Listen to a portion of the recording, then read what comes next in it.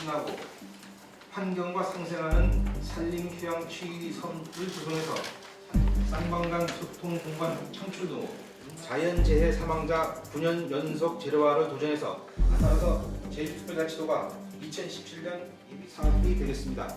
총 사업비는 6번째, 건전 투명한 제주형 지역 발전에 기반이 되는 것을 마련하겠습니다. 또한 공항 관련 지역 실정에 맞는 복지 서비스 제공 인프라를 따라서 이 부분을 활용해서 제주 지역 전체가 2017년까지 좋은 일자리 2,700개를 창출하는 것을 목적으로 진행 중에 있습니다.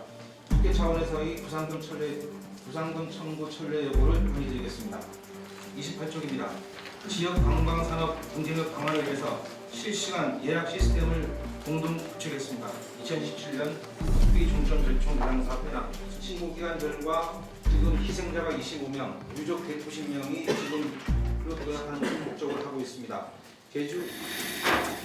지금 앞에 보니까 세 분이 앉아 계십니다.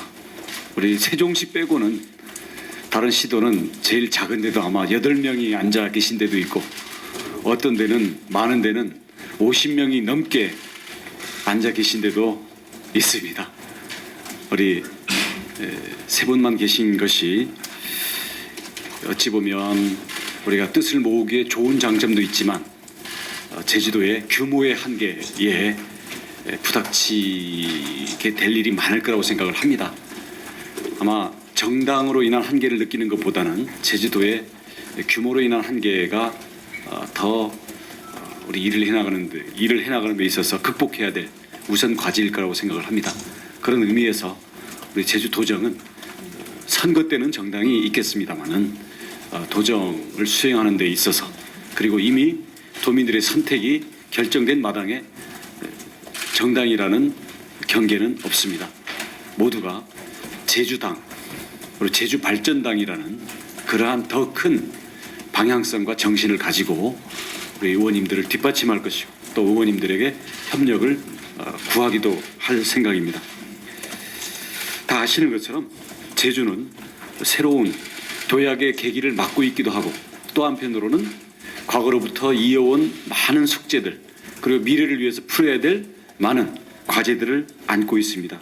이를 위해서는 활발한 토론과 많은 아이디어 및 지혜가 필요한 상황입니다. 그리고 그것을 현실화시키기 위해서 실행력과 일을 해나가는 과정에서 닥치게 되는 많은 변수와 상황들에 대해서 이것을 헤쳐나갈 수 있는 돌파력과 단합이 어느 때보다도 더 필요한 때라고 생각을 합니다. 이러한 제주도의 시대적인 상황과 선거에서 보여준 도민의 뜻을 깊이 새겨서 우리 도정 차원에서도 도정 운영 전반에 대해서 소통과 쇄신을 새로운 각오로 다져 나가겠습니다.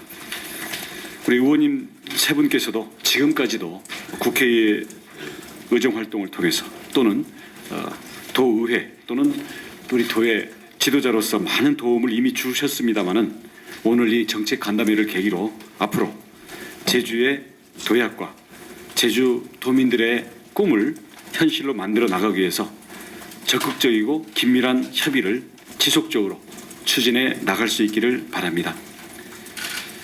순서상 우리 기획조정실장을 통해서 제주도정의 주요 현안과 국비 확보 등 당면 사항에 대해서 저희들이 보고를 드리고 관리한 다음에 우리 구체적인 그리고 보다 허심탄회한 자리를 가질 수 있게 되기를 기대합니다.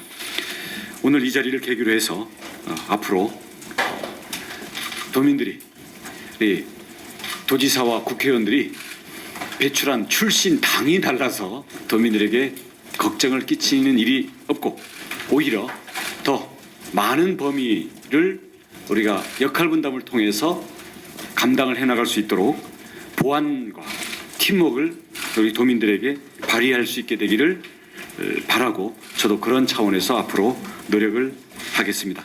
우선은 이 공무원 세계가 일 열심히 하는 행정공무원들이 대접받는 세상이 돼야 됩니다.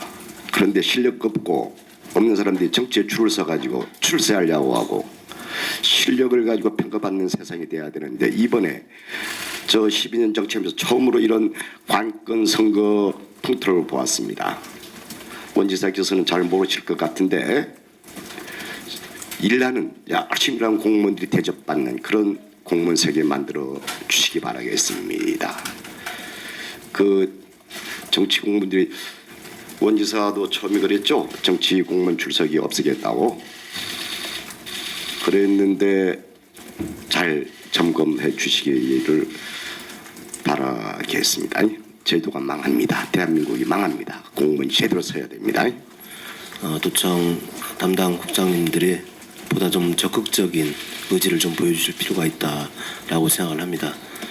도지사하고 정책관담이 이루기 전부터 실무적인 라인에서는 좀 가동이 돼야 되는데 그러한 부분이 다소 아쉬운 점으로 남는다는 점을 지적하지 않을 수 없습니다. 그리고 저는 특별자치특별법과 관련돼서 꼭 한 말씀만 드리고 싶은데요.